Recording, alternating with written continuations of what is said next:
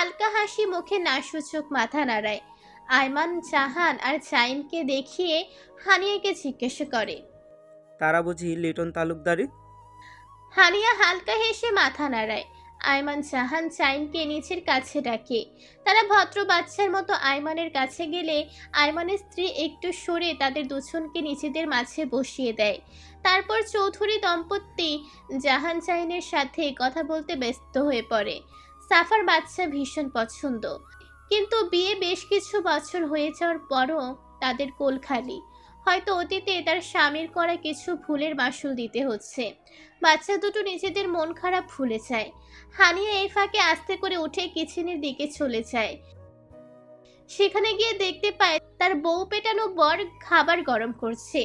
মুখটা কেমন চুপসানো আর গম্ভীর। হানিয়া বিড়াল পায়ে গিয়ে তাকে পেছন থেকে জড়িয়ে ধরে।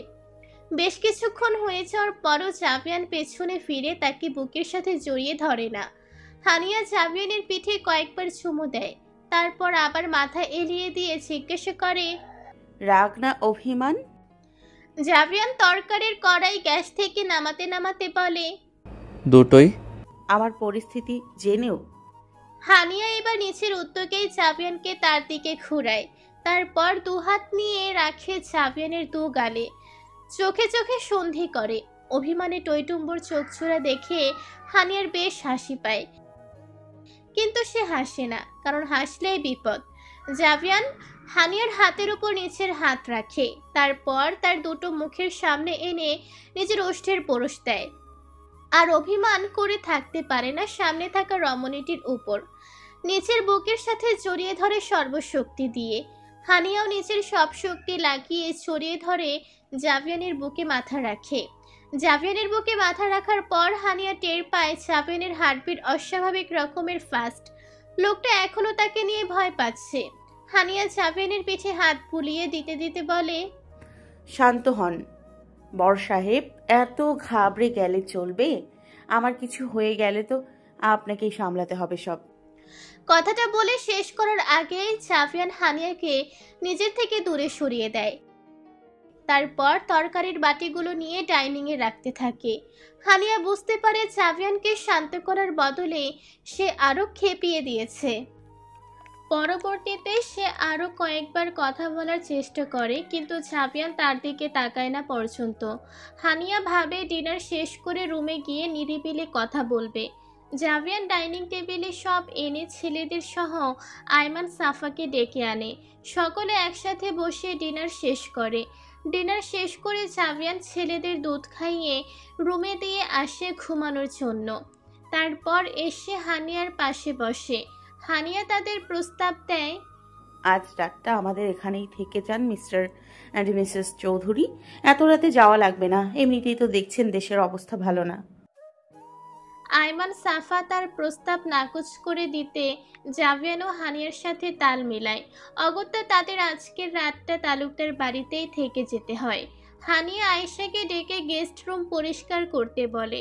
আয়েশা গেস্ট রুম পরিষ্কার করতে করতে তারা সকলে আড্ডায় বসে। সময়টা এখন আড্ডা দেওয়ার মতো না হলেও সুযোগ যখন পেয়েছে তখন কাজে লাগানোটাই বেটার বলে তারা মনে করেছে। হানিয়া জাভিয়ানের কাঁধে মাথা রেখে শুনতে থাকে আয়মানের জেল থেকে বের হয়ে আসার পরবর্তী জীবনের ঘটনা। আয়মান বলে, আমায় 5 বছরের কারাদণ্ড দেওয়া হয়েছিল। আমার জীবনে আমার সবথেকে ভালোবাসার মানুষটি ছিল আমার মা। সেই দিন মায়ের চোখে আমার জন্য সীমাহীন ঘৃণা দেখে আমি ভেঙে পড়েছিলাম। কারাগারের 4 দেয়ালে বন্দি একাকী জীবন আমায় ভাবতে বাধ্য করে আমি কতটা অমানুষের মতো কাজ করেছিলাম। ভিতরে ভিতরে শেষ হয়ে যাচ্ছিলাম অনুশোচনায়, অন্দলে দগ্ধ হয়ে। সব সময় চুপচাপ বসে থাকতাম, কারোর সাথে কথা বলতাম না। আমার এই চুপচাপ বসে থাকাটা নজরে আসে জেলের দায়িত্বে থাকা একজন জেনারেলের। সে আমার কাছে আমার এত চুপচাপ থাকার কারণ জিজ্ঞাসা করলে আমি সবটা জানাই তাকে। বিশ্বাস করে। কথা না বলতে বলতে আমার বুকের ভিতর কথার পাহাড় জমে গিয়েছিল। তার সাথে সেগুলো শেয়ার করার পর মনটা হালকা হয়েছিল। তারপর সে আমায় আমার ভুলের জন্য উপরওয়ালার কাছে মন থেকে ক্ষমা চাইতে বলে সে যদি ক্ষমা করে তাহলে এই বাকি সকলের কাছে ক্ষমা পাওয়া সহজ হবে আমার জন্য। আমি তাই করলাম। সেই দিন রাতে ঘুম থেকে উঠে নামাজের পাটিতে বসে মন খুলে নিজের কর্মের জন্য কাঁদলাম, ক্ষমা চাইলাম, আমায় সৎ পথে পরিচালিত করার জন্য সাহায্য চাইলাম। কথাগুলো বলে আইমান একটু থামে, কিছুক্ষণ চুপ থেকে আবার বলা শুরু করে। আস্তে আস্তে নিজেকে সম্পূর্ণ পরিবর্তন করে ফেললাম। বাহ্যিক জগৎ থেকে নিজেকে বেশ অনেকটা দূরে সরিয়ে নিয়েছিলাম। এভাবে চলে যায় 3টা বছর। জেলে আমার ভালো ব্যবহারের জন্য আদালত আমার শাস্তি মেয়াদ কমিয়ে দেয়। 3.5 বছর কারাদণ্ড ভোগ করার পর আমি মুক্তি পাই। জেল থেকে ছাড়া পেয়ে বাসায় গেলে জানতে পারি আমার পরিবার ঢাকা ছেড়ে চট্টগ্রাম চলে গিয়েছে। কোনোভাবে তাদের সাথে যোগাযোগ করলে তারা আমায় জানায় আমার পরিবার আমায় ত্যায্য করেছে এবং আমি যেন আমার ভাগের সম্পত্তি নিয়ে চিরকালের মতো দূরে চলে যাই। পরিবার থেকে কি বড় সম্পদ আর কিছুই হতে পারে। সে খামোকা আমার বাবা মাই আমাকে ত্যাগ করেছে, সেখানে সম্পদ নিয়ে আমি কি করব? এমন না সম্পদ টাকা পয়সা জরুরি না, কিন্তু এগুলোর চেয়ে বেশি জরুরি হলো পরিবার। আমি চট্টগ্রামে না গিয়ে ফিরে আসি জেলের আঙ্কেলের কাছে। আমি জেল থেকে ছাড়া পাওয়ার পর সে আমায় তার নাম্বার আর বাসার ঠিকানা দিয়েছিল। তার কাছে গিয়ে আমি সাহায্য চাইলে সে আমায় ফেরায় না, একটা ছোটোখাটো চাকরির ব্যবস্থা করে দেয় আমার জন্য। এভাবে চলে যায় আরও 2.5টা বছর। 2.5 বছর পর বাবা মা নিজেই আমার খোঁজ নেয়। তারা আবার আমায় নিজেকে বুকে আগলে নেয়। রাহাতের বিয়ে হয়। তার কিছুদিন পর আমার জন্যও মেয়ে দেখা শুরু হয়। বয়স তো আর কম হয়নি তখন। আমিও বাবা মায়ের অবাধ্য হই না, কিন্তু তখনই জানতে পারি আমার মতো একজন মানুষের জন্য নাকি কোনো এক রমণী রাতের বালিশ ভেজায়। কথাটা বলতে বলতে আইমান একটু হেসে দেয়। হানিয়া লক্ষ্য করে আইমানের পাশে বসা সুশ্রী রমণীটির চিবুক চূড়ায় লজ্জার প্রলেপ পড়েছে হালকা। রমণীটি তার থেকে কয়েক বছরের ছোট হবে, এটা সে আন্দাজ করে। আইমান হাস্যোজ্জ্বল মুখে বলে, জেনারেল আঙ্কেল আমার চাকরির ব্যবস্থা করে দেওয়ার পর আমায় একা ছাড়তে ভরসা পাচ্ছিলেন না। সে ভেবেছিলেন ডিপ্রেশনে ভুগতে থাকা আমি যদি উল্টাপাল্টা কিছু একটা করে ফেলি নিজের, তাই সে আমায় তাদের বাসাতেই থাকতে বলেন। লোকটা আমায় এত সাহায্য করেছিলেন, তখন তার এই কথাটা না রেখে আমি পারি না। তাদের বাসায় থাকাকালীন সময়টা আঙ্কেলের একমাত্র কন্যাটি নাকি এই নিকৃষ্ট মানবের প্রেমে পড়ে যায়। পরবর্তীতে তাদের বাসা থেকে নিজের বাসায় চলে যাওয়ার পর কন্যাটি বিরহের সাগরে ডুবে যেতে থাকে। আমার জন্য মেয়ে দেখতে আমার ফ্যামিলি এটা শোনার পর রমণীটি নিজেই তার মনের কথা তার বাবাকে জানায়। ভদ্রলোক ভীষণ চিন্তায় পড়ে গিয়েছিল। সে ভাবে আমার কাছে তার মেয়ের জন্য বিয়ের প্রস্তাব নিয়ে যাওয়া মানে তার সাহায্যের প্রতিদান চা। দ্বিধাদ্বন্দ্বে ভুগতে ভুগতে একসময় কন্যা মলিন মুখ না সহ্য করতে পেরে সে তার কন্যার প্রস্তাব নিয়ে আমাদের বাসায় চলে আসে। কিন্তু সবচেয়ে মজার বিষয় হলো আমি কিছু জানার আগেই আমার বিয়ের কথা পাকা হয়ে যায়। আমি বাবা মাকে বলে রেখেছিলাম, তোমরা আমায় যার সাথে বিয়ে দিবে আমি চোখ বন্ধ করেই তাকেই বিয়ে করে নিব। আমি আমার স্ত্রীর মুখ দেখি একদম বিয়ের আসরে। প্রথমে তাকে দেখে অবাক হয়ে গেলেও বাসর ঘরে তার মনের কথা জানতে পেরে কেন জানি ভীষণ খুশি হয়েছিলাম। এই যে আমার পাশে বসে থাকা রমণীটি আমার স্ত্রী, আমার প্রেরণাদানকারী। আইমান সাফার একটা হাত নিচের হাতের মুঠোয় নিয়ে কথাগুলো শেষ করে। হানিয়া আর সাবিয়ান বিভোর হয়ে আইমানের কথাগুলো শোনে। তারা ভীষণ খুশি হয়, এটা জেনে আইমান আর আগের মতো নেই। হানিয়া সাবিয়ানের কাঁধে মাথা রেখেই বলে, তোমাদের বিয়ের কাহিনীটা ভীষণ কিউট। আইমান হালকা হেসে বলে, ধন্যবাদ। এতক্ষণে সাফা মুখ খুলে সে ভীষণ আগ্রহ নিয়ে বলে, আপু, আপনাদের বিয়ের কাহিনী শোনাবেন প্লিজ? ওনার থেকে আপনাদের বিয়ের পরে হওয়া ঝামেলার কথা শুনেছিলাম। রাহাত ভাইয়ার থেকে জানতে পারি আপনারা নাকি একটা দীর্ঘ সময় পর্যন্ত আলাদা ছিলেন। এটা কেন হয়েছিল? পরবর্তীতে আবার এক হলেন কিভাবে? বলেন না আপু প্লিজ। সাফা অনেকটা অনুরোধ করে বলে। সেই রাতে তারা চারজন অনেক রাত পর্যন্ত গল্প করে। বাচ্চা হওয়ার পরপর রাহাতদের সাথে তেমন একটা যোগাযোগ রাখা হয়ে ওঠেনি হানিয়ার। বাচ্চারা, সংসার, অফিস সব মিলিয়ে প্রচণ্ড ব্যস্ত সময় কাটিয়েছে আর কাটাচ্ছে হানিয়া। জাভিয়ান হানিয়া জানতে পারে রাহাতের একটা মেয়ে আছে, বয়স 4 বছর হবে, হায়ার থেকে 6 মাসের বড় আর কি। সেকেন্ড বেবি হবে কিছুদিন পর তাদের। আর আয়মান সাফা ফ্যামিলি প্ল্যানিং করলেও তাদের বেবি হচ্ছে না। তাদের দুজনের কারোরই সমস্যা নেই, তাও কেন জানি হচ্ছে না। সে যাই হোক, বাচ্চা হলো আল্লাহর দেওয়া সবচেয়ে বড় নিয়ামত গুলোর মধ্যে একটি। আল্লাহ যখন ভালো মনে করবেন তখন দিবেন। হানিয়া তাদের বলে তারা যেন আশাহত না হয়, আল্লাহর কাছে প্রার্থনা করতে থাকে। আইমান হানিয়া জাভিয়ানের কাছে নতজানু হয়ে ক্ষমা চায়। তার মনে হচ্ছে হানিয়া তাকে হয়তো মন থেকে ক্ষমা করে দেয়নি, তাই এমনটা হচ্ছে। হানিয়া বলে সে তাকে মন থেকে ক্ষমা করে দিয়েছে, সে যেন আর গিল্টি ফিল না করে। কথাবার্তা শেষ করে রুমে যেতে যেতে ঘড়ির কাঁটা তখন রাত 2টোয় গিয়ে পৌঁছেছে। জাভিয়ানের সাহায্যে হানিয়া রুমে আসে এবং পরবর্তীতে সেই তাকে সাহায্য করে ড্রেস চেঞ্জ করতে। জাভিয়ান হানিয়াকে ড্রেস চেঞ্জ করিয়ে বেডে বসিয়ে দিয়ে নিচেও চলে যায় হালকা পাতলা ফ্রেশ হতে। হানিয়া এই ফাঁকে হায়াকে ফিডার খাওয়াতে থাকে। জাভিয়ান বের হতে হতে হায়ার খাওয়া শেষ হয়ে গেলে হানিয়া তাকে আস্তে করে বেডের মাঝখানে থেকে এক সাইডে সরিয়ে শোয়ায়। তারপর নিচে মাঝে শুয়ে জাভিয়ানের শোয়ার জন্য অপর সাইডে জায়গা রাখে। জাভিয়ান তার কর্মকাণ্ড পুরোটাই লক্ষ্য করে আর চোখে এখনো হালকা রেগে আছে তখন ওই কথাটা বলার জন্য। জাভিয়ান মুখ হাত মুছে ঘরের লাইট নিভিয়ে দিয়ে ড্রিম লাইট চালিয়ে দিয়ে বেডে এসে শুয়ে পড়ে কপালে হাত রেখে। হানিয়া একটু সময় নিয়ে আস্তে ধীরে এসে তার বুকে জায়গা করে নেয় নিচের। জাভিয়ান তাকে প্রতিবারের মতো নিচের সাথে আগলে নিচ্ছে না দেখে হানিয়া বুঝতে পারে রাগটা এখনো পড়েনি। হানিয়া তাকে নানাভাবে খোঁচাতে থাকে কিন্তু জাভিয়ান নির্বাক হয়ে থাকে। বেশ কিছুক্ষণ খোঁচানোর পরও যখন জাভিয়ান কোনো রেসপন্স করে না তখন অসহায় গলায় বলে ওঠে, আই জাভিয়ান, শোনেন না, বাবুদের বাবাই আর রাগ করে থাকবেন না। আই এম সরি, আর ওসব বলবো না। তাকান আমার দিকে, আদর করুন প্রতিদিনের মতো। জাভিয়ান তাও তাকায় না। জাভিয়ানের রাগ কিছুতেই পড়ছে না দেখে হানিয়ার মনটা খারাপ হয়ে যায়। সে জাভিয়ানের বুকে মুখ গুজে কাঁদতে থাকে।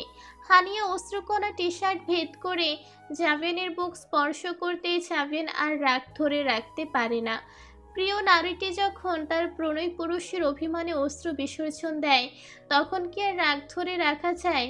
জাভিয়ান চোখের উপর থেকে হাত নামিয়ে এনে হানিয়াকে 2 হাত দিয়ে জড়িয়ে ধরে। এতে হানিয়া আরেকটু মিশে যেতে চায়। জড়িয়ে ধরার পরও যখন হানিয়া তার কান্না থামাচ্ছে না তখন জাভিয়ান বলে, কান্না থামাচ্ছ না কেন এখনো? জড়িয়ে ধরেছি তো। হানিয়া নাক টানতে টানতে বলে, জড়িয়ে ধরেছেন কিন্তু রাগ তো কমেনি আপনার। জাভিয়ান হানিয়ার কথা শুনে একটা দীর্ঘশ্বাস ফেলে। সত্যি এখনো সে রেগে আছে। তো কেমন বিশ্রী একটা কথা বললো হানিয়া। জাভিয়ান গম্ভীর গলায় বলে, এমন কথা কেন বলো যেটা শুনে আমি রেগে যাই? আর বলবো না ওসব কথা, প্রমিস। তাও রাগ করে থাকবেন না। আচ্ছা, এখন ঘুমাও, অনেক রাত হয়েছে। হানিয়া বুক থেকে মাথা তুলে জাভিয়ানের চোখে চোখ রাখে। তার এক গালে হাত রেখে সেখানে হাত বুলিয়ে দিতে দিতে বলে, আর রেগে নেই তো আপনি? না। সত্যি? হুম। বিশ্বাস হচ্ছে না। বিশ্বাস করাতে কি করতে হবে? আদর। জাভিয়ান ফুস করে একটা শ্বাস ফেলে। তারপর হানিয়ার বাহুদয় চেপে ধরে তাকে নিচের মুখোমুখি আনে। এক হাত হানিয়ার মাথার পেছনে নিয়ে গিয়ে তার মুখটা নিচের মুখের কাছাকাছি এনে হানিয়ার ললাটের মধ্যেখানে নিজের ওষ্ঠের স্পর্শ দেয়। একে একে হানিয়ার চিবুক, চোখ, থুতনিতেও আদর দেয়। আদর দেওয়া শেষ হলে জাভিয়ান বলে, নাও, এখন ঘুমাও, আর কোনো কথা না।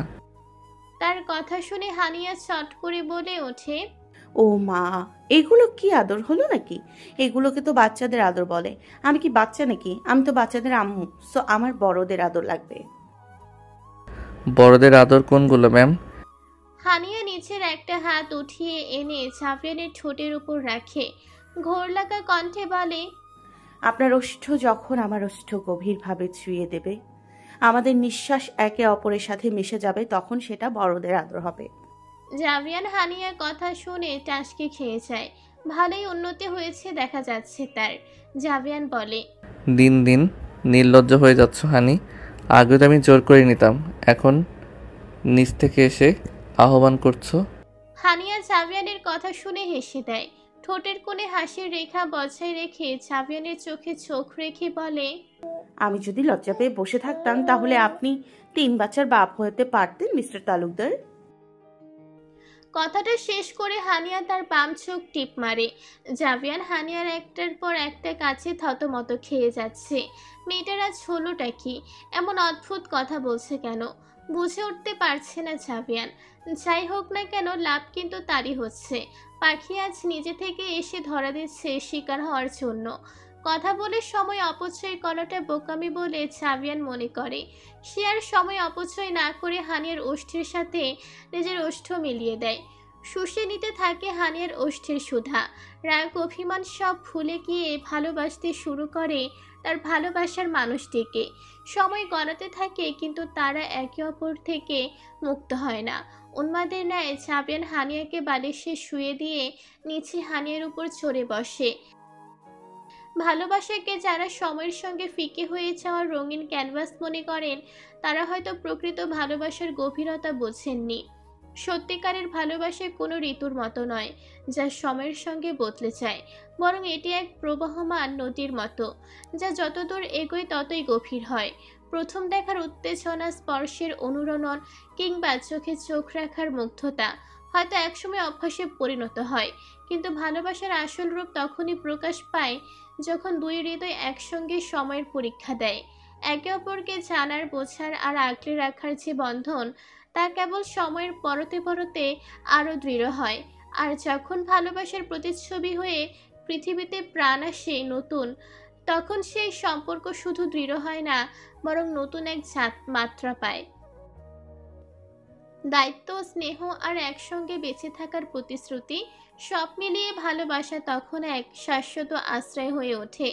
সময়ের সঙ্গে ভালোবাসা মলিন হয় না, বরং তা আরও উজ্জ্বল হয়ে চলে। যেমন গোধূলি আকাশের সূর্য অস্ত যাওয়ার আগ মুহূর্তে সবচেয়ে বেশি দীপ্তিমান হয়। হানিয়ার নেশায় পুরোপুরি ডুবে গিয়েছে জাভিয়ান। হানিয়ার সংস্পর্শে এলেই জাভিয়ান নিজেকে কন্ট্রোল করতে পারে না, নেশা লেগে যায় তার। জাভিয়ান হানিয়ার ওষ্ঠকে মুক্তি দিয়ে নিচের মুখ এনে রাখে হানিয়ার কাঁধে। হালকা জোরে এক কামড় দিয়ে আঁকড়ে ধরে হানিয়ার কাঁধ। শাস্তি দিল তখনকার ওই পচা কথা বলার জন্য।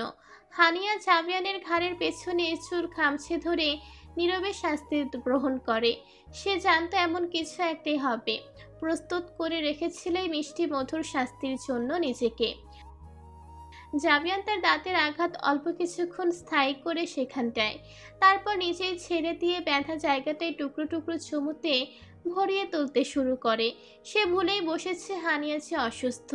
হানিয়াকে নিয়ে ডুবে যেতে চাইছে ভালোবাসার সাগরে, কিন্তু তার এমন সিদ্ধান্ত মনে হয় তার আদরের কন্যার ভালো লাগে না। তাই তো হঠাৎই গলা খাটিয়ে কাঁদতে শুরু করে। হতাশ, বড়ই হতাশ জাভিয়ান। মেয়ে হওয়ার পর থেকে জাভিয়ানের রোম্যান্সে অনেকটাই ভাটা পড়েছে। বইয়ের একটু কাছে আসলে মেয়েটার বোধ হয় সহ্য হয় না, গলা ফাটিয়ে কাঁদতে শুরু করে দেয়। সেটা সে জেগে থাকুক বা ঘুমিয়ে। এই যেমন এখন। জাভিয়ান হানিয়ার উপর থেকে সরে এলে হানিয়া হায়াকে কোলে নেওয়ার আগে জাভিয়ান হায়াকে নিচের কোলে তুলে নেয়। ডাইপার চেক করলে দেখতে পায় ভিজিয়ে ফেলেছে হায়া সেটা। জাভিয়ান হায়ার ডাইপার পরিবর্তন করে দিয়ে নতুন আরেকটা পরিয়ে দেয়। তারপর হায়াকে তার আগের জায়গায় শুয়ে দিয়ে নিচে মাঝখানে শুয়ে পড়ে। বুকের দুই পাশে প্রিয় দুই রমণীকে নিয়ে চোখ বন্ধ করে জাভিয়ান। ইহজন্মে তার আর কিছুই চাওয়ার নেই সৃষ্টিকর্তার কাছ থেকে। পরদিন সকালে আয়মান সাফা ব্রেকফাস্ট করে নিজেদের বাসায় চলে যায়। যাওয়ার আগে জাভিয়ানদের তাদের বাসায় যাওয়ার দাওয়াত দিয়ে যায়। হানিয়া জাভিয়ান সাদরে তা গ্রহণ করে। বিকেলে মির্জা বাড়ির সবাই ছুটে আসে তালুকদার বাড়িতে মেয়ের অসুস্থতার খবর শুনে। হানিয়ার মা আর ভাবি তো এসে আদর প্লাস বকা দুটোই দিচ্ছে। হানিয়া বাবা মায়ের সাথে কথা বলা শেষ করে ভাতিজাকে কাছে টেনে নেয়। একমাত্র ভাতিজা হয় একটু বেশি আদর পায় ফুফুদের কাছ থেকে আসিয়ান। এটাও সহ্য হলো না দুষ্টু হায়ার। বাবার কোল থেকে যখন সে দেখল তার মা আসিয়ানের কপালে স্নেহের পরশ দিচ্ছে, তার প্রচণ্ড অভিমান হলো। তার মা তাকে রেখে আসিয়ানকে কেন আদর করবে? উপস্থিত সকলের কানে তালা লাগিয়ে দেওয়ার মতো করে চিৎকার করে কাঁদতে থাকে। সকলে থতমত খেয়েছে তার এমন কান্না দেখে। আবরার হায়াকে কোলে নিয়ে চুপ করাতে চায়, কিন্তু সেই মেয়ে কিছুতেই চুপ হয় না, বরং আগের থেকেও জোর করে কাঁদতে শুরু করে। সকলে তার কান্না থামানোর জন্য ব্যস্ত হয়ে পড়ে। আশিয়ান বুঝে যায় হায়ার দুষ্টুমি। সে বিড়বিড়িয়ে বলে, শয়তান মেয়ে, আমার আদরে সব সময় বাঘ বসায়। মন চায় দুটো লাগিয়ে দে অসভ্যটাকে। অনেক কষ্টে কান্না থামে হায়ার। কাঁদতে কাঁদতে ঘুমিয়ে পড়েছে বাচ্চাটা। রাতের খাবার খেয়ে মির্জা পরিবার রওনা হয় নিজেদের বাসস্থানের উদ্দেশ্যে। যাওয়ার আগে আশিয়ান সকলের অগোচরে হায়াকে বেশ জোরে সোরে একটা চিমটি দিয়ে কাঁদিয়ে রেখে যায়। দূর থেকে ক্রন্দনরত হাওয়ার দিকে তাকিয়ে রাগে চলতে থাকা চোখে বলে, আমার আদরে ভাগ বসানোর জন্য তোকে সারা জীবন এভাবে কাঁদাবো শয়তান মেয়ে।